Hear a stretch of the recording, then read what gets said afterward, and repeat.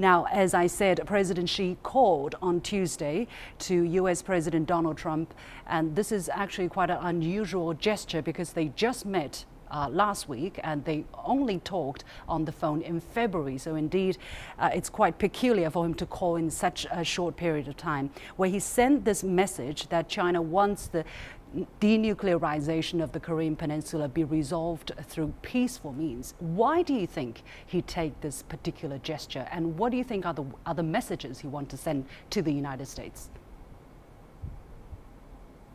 Well, I think the President Xi called President Trump because there's a real fear that there is the possibility of miscalculation. You know, that the North Koreans they regard the deployment of the American carrier group after the bombing, after the missile attack on Syria, that they regard this as a gesture of intimidation, and that the North Koreans might actually want to show, might want to communicate to the United States that they are not afraid, that this might precisely precipitate North Korean missile launch. So I think President Xi, when he met President Trump, they must have worked out some kind of strategy going forward on the Korean Peninsula. But I think he called him just in order to prevent miscalculation and escalation. Well, President Donald Trump has said that he wants China to exert greater influence on the DPRK to help reining their nuclear program or their missiles program. Do you think China has this kind of influence? China has influence, but it is not a decisive influence. China has, in February, China announced that a 10-month halt to North Korean coal imports, and this accounts for 40% of North Korean trade with China. So over time, this will hurt the North Korean economy. Also, Mr. Woo Da-wei met his South Korean counterpart recently, in which they agreed to step up further. China agreed to step up further economic sanctions should North Korea try to test a long-range rocket, or should North Korea embark on a nuclear test.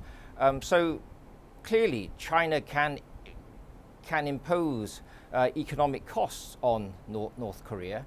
However, only the United States can address the reasons why North Korea is pursuing nuclear weapons. You know, North Korea pursues nuclear weapons for survival reasons, because they're weak economically, militarily, in relation to the US-South Korean alliance. They are isolated. Only the United States can address these core survival concerns of the North Korean regime.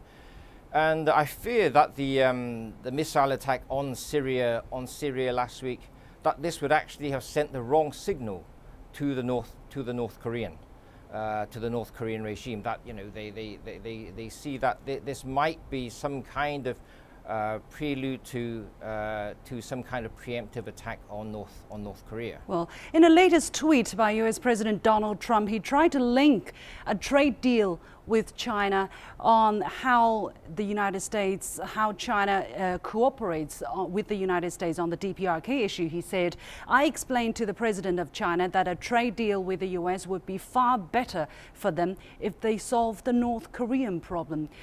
What do you think he's trying to do there? Of course, he's talking to his domestic constituency, but the way how he's talking about this, it sounds like a blackmail. It actually sounds like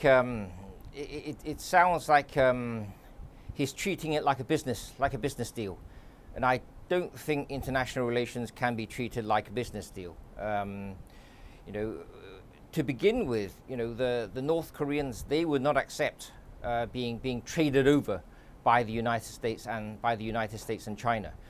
Hearing this would make the North Koreans actually more intransigent. So yes, China can play a role. It can impose sanctions. It can try to persuade the North Koreans to come back to the negotiating table. But at the end of the day, only if the US talks to North Korea directly, either on the sidelines of the six-party talks, or have direct bilateral negotiations. Will this problem be solved? Yeah, you talk the about North Koreans are looking for security. Sure. Yes. Actually, the U.S.'s Secretary of State Tillerson said the U.S. will consider restarting dialogue with the DPRK if they stop nuclear testing. So dialogue was not always the first choice, but he says the possibility is there. But with what they're doing, for instance, sending the carrier group and sending the kind of signal by striking Syria, do you think dialogue is possible at all in the near future under this kind of high tension? The US is sending mixed signals. You have Secretary Tillerson, and then you have President Trump's tweets.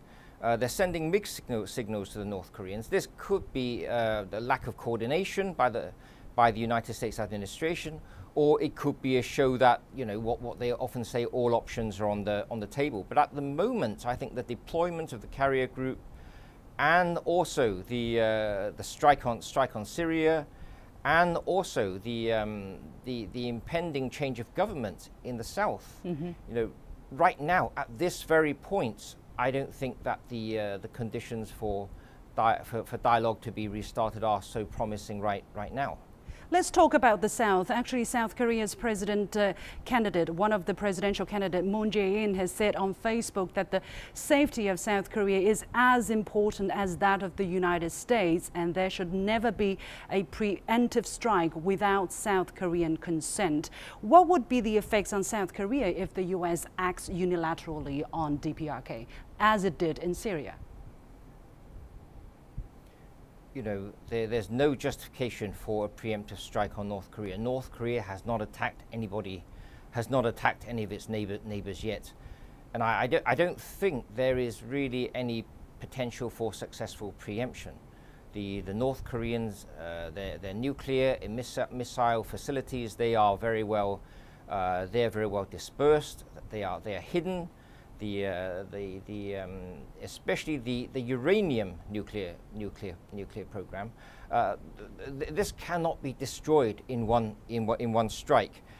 And North Korea, unlike Syria, also has the capability to retaliate against South Korea with short-range artillery, short-range rockets, trained on Seoul.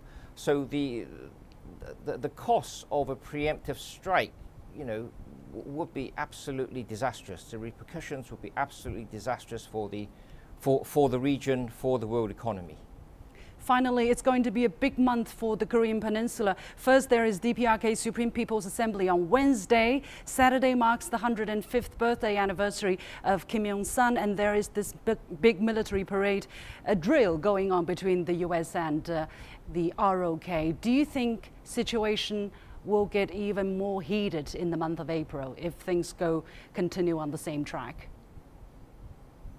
I think you mean the 105th anniversary of Kim Il-sung. Yeah, Kim Il-sung. Well, the April, this is the time when the North Koreans have many of their anniversaries.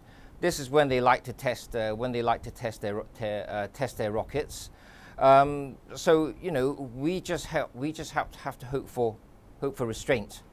But I think at the very least, the United States and China, they should communicate to the North Koreans, that that there is no intention towards regime change, and that there is nothing for North Korea to be gained by continued nuclear and rocket testing. That 20 years of the nuclear program and rocket testing has not made North Korea any safer.